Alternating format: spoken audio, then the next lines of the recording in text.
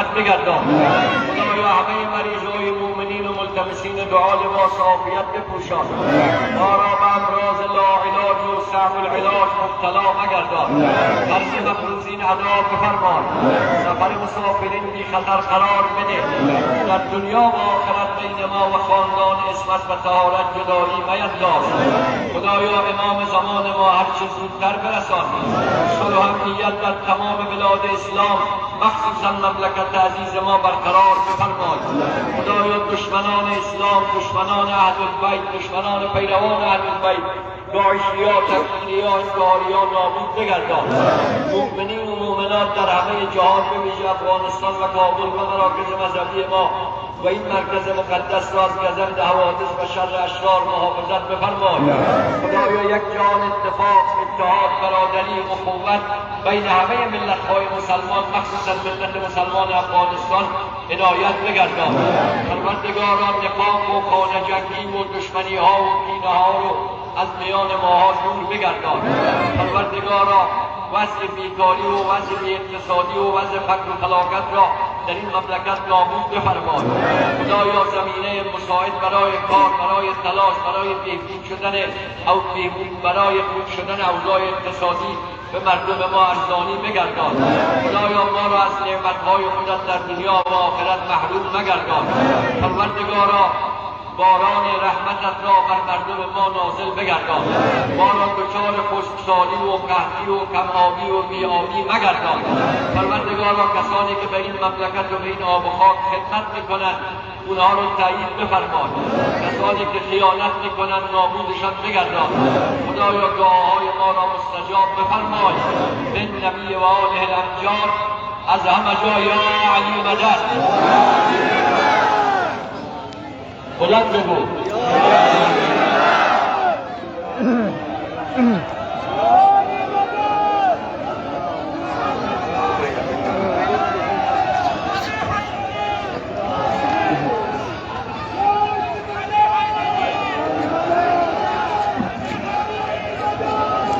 نارن بیادر نارن